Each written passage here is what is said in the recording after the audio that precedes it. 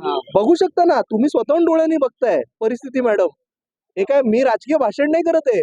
तुम्ही बघू शकताय पोलिसांच्या किती गाड्या लागल्या, जेसीबी लागली आणि मॅडम माईकवर अनाऊन्स करतायत ब्लँक करारनामे घेऊन आलेत. एसआरएचे अधिकारी अदानीवाल्यांनी केलं मी समजू शकतो. एसआरएचे अधिकारी काय अनाऊन्स करतायत? आता तुमची भूमिका काय? कारण जर करार जर असे जबरदस्ती केले जात असतील तर तुम्ही त्या करारांना रोखणार आहात की हे आंदोलन? नाही, करार जबरदस्ती करूच देणार नाही. करार जबरदस्ती मी करूच देणार नाही. लोकांना पाहिजे असतील तर जरूर करार करावे. मॅडमने येऊन मला सांगितलं कोणीतरी स्वतःहून करार केलाय, नो प्रॉब्लेम, काही हरकत नाही.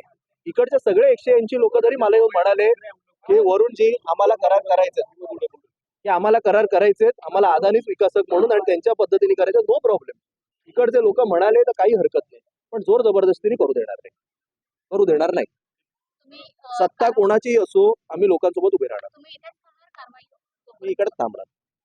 आज अख्खे दिवस कार्यक्रम रद्द करून इकडे थांबणार. कोर्टाची ऑर्डर किती वाजेपर्यंत येईल? कोर्टाची क्लिअर ऑर्डर आलेली आहे. कोर्टाने स्टेटस को मेंटेन करायला सांगितलेलं आहे. तरी एसआरएचे अधिकारी म्हणतात आम्हाला स्टेटस कोचा अर्थ आम्हाला समजत नाही. आता कसं आहे, काहीच जर मानायचं नसेल तर देशात लोकशाही आहे का? पहिली गोष्ट, एवढी दडपशाहीची गरज काय मला कळत नाही. सुप्रीम कोर्टाचं ऐकलं जात नाही. आता परत एकदा आम्ही 1 वाजता, किती वाजले, अर्ध्या तासात परत एकदा मेन्शन करणार आहेत आमचे वकील सुप्रीम कोर्टामध्ये.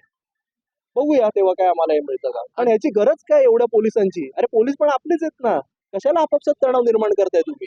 प्रेमाने होऊ दे सगळं, काहीच म्हणत नाही आम्ही. बाकी फक्त प्रेमाने करा, जोर जबरदस्तीने करू नका. इकडे अनाउन्समेंट करतायत की आम्ही तोडायला आलोय, तुम्हाला आत्ता करार करायचे तर करा. ऐकू शकता तुम्ही, ही काय पद्धत आहे? असे करार केले जातात? समोर जेसीबी लावतात, दाखवा तुमच्या कॅमेऱ्यानं जेसीबी लावतात, घर तोडा नाही तर करार करा. ही कुठली पद्धत आहे? ही कुठली पद्धत आहे? पण तुम्ही या प्रेमाने करा. जेसीबी लावून धमक्या देऊन तुम्ही कसे करार करताय? लाजा नाही वाटत मॅडम ना असं वागायला? सरकारी अधिकारी आहेत त्या, काय अदानीचे अधिकारी आहेत? हे काय अनाउन्समेंट चालू आहे त्या? ऑन कॅमेरा मॅडम सांगतायत जेसीबी लावलंय, ज्यांना स्वतःहून करार करायचे त्यांनी करा. म्हणजे काय, करार नाही केला तर आम्ही घर तोडणार? असे करार केले जातात कधी? सगळे मीडियाचे लोक पण तुम्ही ऐकताय मॅडम काय बोलतायत ते? ही कोणती पद्धत आहे काम करायची? व्यवस्थित या, प्रेमाने जिंका लोकांना. असे कुठले करार केले जातात? थोडे येतील तेव्हा तुम्हाला वाचवायला कोण उभं असेल याचा विचार या सगळ्या मराठी माणसाने सुद्धा केला पाहिजे, जे आज इकडे येऊन मोठे आयकार्ड घालून जोर जबरदस्ती करते. तसं एकूण जर बघितलं तर सरकारमधल्या अनेक नेत्यांनी म्हटलं होतं की बुलडोझर कारवाई अनेक ठिकाणी मुंबईमध्ये देखील करायला मिळणार. भाग वाटतं का तुम्हाला? आणि बुलडोझर कारवाई बघा कसं असतं. बुलडोझर कारवाई कुठे केली जाते? की एखादं काही अनधिकृत स्ट्रक्चर असेल तर. मी परत एकदा सांगतो, ही जी सगळी स्ट्रक्चर आहेत ही अधिकृत आहेत. हे सगळे लोक पात्र झालेले आहेत.